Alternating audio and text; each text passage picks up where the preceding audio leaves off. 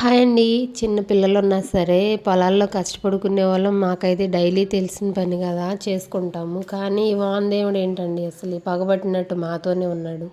మినప చేలు పోయినాయి, బెండ తోట పెట్టాము. వర్షం వలన పూతంతా రాలిపోయింది, కాయలు అనేది లేదు. బాగా కాసిన టైంలోనేమో రేట్ లేదు. ఇప్పుడు పూత వచ్చి కొంచెం అలా కాతుంది అనేటప్పుడు వర్షానికి పూతంతా రాలిపోయింది. ఇప్పుడు కాయలు లేవు, కానీ ఇప్పుడైతే రేట్ ఉంది.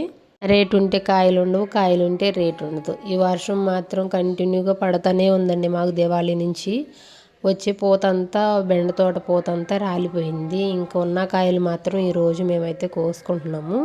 కొంచెం త్వరగా వెళ్తే కన్నా యాడ్కి కొంచెం రేట్ ఎక్కువ వస్తుందని పొద్దున్నే 6ంటికి స్టార్ట్ చేసామండి. 6 కాడి నుంచి 9 కోసుకోవాలి. మార్కెట్లో దేనికి బేరం ఆడరు, కానీ రైతులు పండించే పంటకు మాత్రమే బేరం ఆడతారండి. ఎందుకో తెలియదు, కానీ వాళ్ళ ఎగురికి వచ్చేసరికి చిన్న చూపు చూస్తారు. వాళ్ళు పండించిన పంట మాత్రం బేరం ఆడతారు. రోజు 2 బస్తాలు అయ్యే మా బెండ తోట ఈరోజు ఒక్క బస్తా కూడా అవ్వలేదండి. వర్షాన్ని పూతంతా రాలిపోయి పిందెలు తయారవ్వలేదు.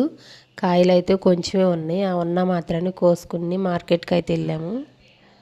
ఈ టైంలో కూలీలు పెట్టిన కూలీల ఖర్చు కూడా రాదని చెప్పేసి మేమే కోసుకుంటున్నాము. ఇంకా పొద్దున్నే 5:30, 6ంటికి స్టార్ట్ చేస్తే 9 వరకు కోసుకుని 9 నుంచి మళ్ళీ మార్కెట్కి వెళ్ళాలి. మార్కెట్కి వెళ్ళి మళ్ళీ కాయలు అమ్ముకుని రావాలి. ఎంత కష్టం చేస్తామో అంత కష్టానికి ఫలితం మాత్రం రాదండి. అది ఒక్క రైతుకి మాత్రమే. ప్రతి ఒక్కరికి బాగానే ఉండిద్దేమో కానీ రైతు మాత్రం ఎప్పుడూ కూడా లాభం ఉంది అన్న రోజు లేదు. కష్టపడినా సరే ఫలితం అయితే దక్కట్లేదు. ఎందుకో తెలియదండి అసలు. ఎప్పుడూ రైతులు వెనకబడే ఉంటున్నారు ఇంకా.